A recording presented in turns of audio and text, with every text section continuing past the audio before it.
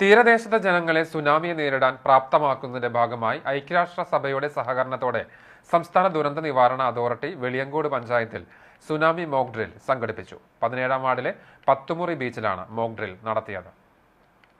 ദുരന്ത നിവാരണ വകുപ്പ്, പോലീസ്, ഫയർഫോഴ്സ്, ആരോഗ്യം, ഫിഷറീസ്, കോസ്റ്റ് ഗാർഡ്, പഞ്ചായത്ത് തുടങ്ങി വിവിധ വകുപ്പുകൾ ഏകോപിപ്പിച്ചുകൊണ്ട് താലൂക്ക് തല ഉദ്യോഗസ്ഥർ, പഞ്ചായത്ത് പ്രതിനിധികൾ, ആശാ വർക്കർമാർ, പൊതുജനങ്ങൾ തുടങ്ങിയവരുടെ സഹകരണത്തോടെയാണ് മോക്ക് ഡ്രിൽ വിജയകരമായി പൂർത്തിയാക്കിയത്. രാവിലെ 9 മണിയോടെ വിവിധ വകുപ്പുകളുടെ ജീവനക്കാരും വാഹനങ്ങളും ഫിഷറീസ് റോഡിന് സമീപം അണിനിരന്നു.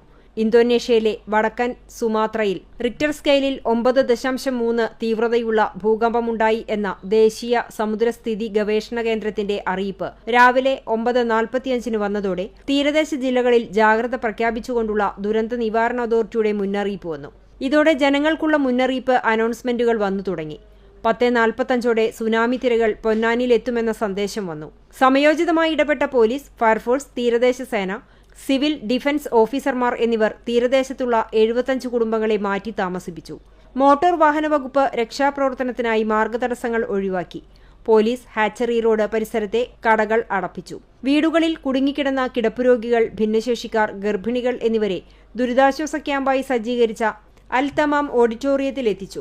വൈദ്യസഹായം ആവശ്യമുള്ള 30 പേർക്ക് ചികിത്സ നൽകി. കടലിൽ കുടുങ്ങിയ മത്സ്യത്തൊഴിലാളികളെയും ഫയർഫോഴ്സ് ബേസ് ക്യാമ്പായ വെളിയങ്കോട് ഇസ്ലാമിക് സെന്ററിൽ എത്തിച്ചു. ഈ വിധമായിരുന്നു മോക്ക് ഡ്രിൽ ഒരുക്കിയത്.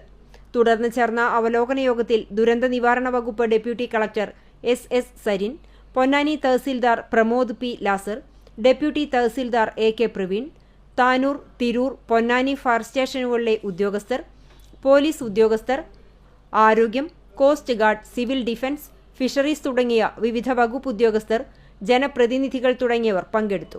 Tirur sub collector Dileep K Kainikkara സ്ഥലത്തെത്തി പ്രവർത്തനങ്ങൾ ഏകോപിപ്പിച്ചു. കേരളത്തിലെ 9 തീരദേശ ജില്ലകളിലായി തെരഞ്ഞെടുക്കപ്പെട്ട 9 ഗ്രാമപഞ്ചായത്തുകളിലാണ് പദ്ധതി നടപ്പിലാക്കുന്നത്.